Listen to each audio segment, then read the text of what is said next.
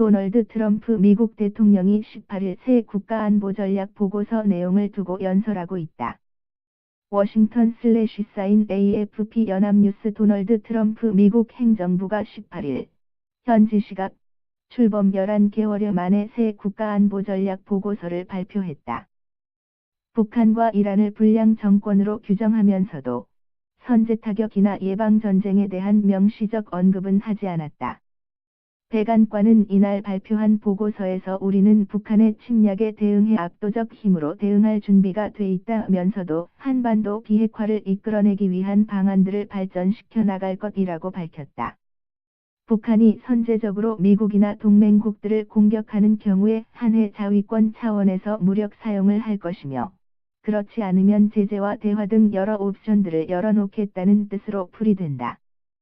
특히 이번 보고서는 허버트 맥메스터 백악관 국가안보보좌관이 외교가 실패하면 예방전쟁 또는 선제타격이 필요할지 모른다고 언급한 바 있으나 선제공격이나 예방전쟁이라는 용어를 사용하지 않은 점에는 주목했다. 조지 부시 행정부 시절 나온 2002년 국가안보전략 보고서는 예방전쟁을 포함해 선제적 군사행동을 정당화하는 내용을 담고 있었으며 6개월 뒤 이라크 침공의 근거가 됐다.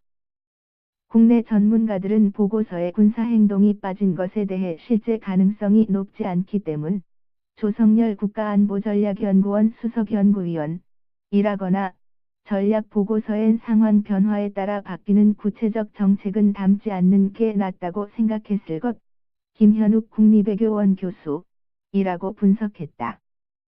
하지만 이번 보고서는 버락 오바마 행정부 시절의 2015년 전략보고서보다 북핵 미사일의 위협에 대한 인식이 심각해졌음을 보여준다.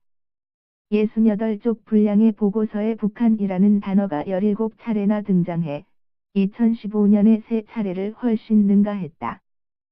또한 2015년 보고서는 북한의 도발과 위협이 심각한 위기로 발전할 가능성이 있다는 정도의 언급에 그쳤지만 이번 보고서는 북한이 핵무기로 수백만 명의 미국인 살상을 추구하고 있다고 주장했다.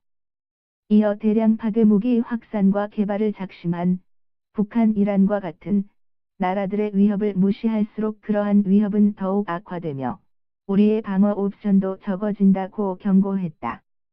보고서는 미국은 미사일 공격으로부터 본토를 방어하기 위해 북한과 이란에 초점을 맞춘 다층 미사일 방어 MDMD 체계를 배치하고 있다며 이러한 MD 체계는 발사 전에 미사일 위협을 무력화하는 것을 포함할 것이라고 밝혔다.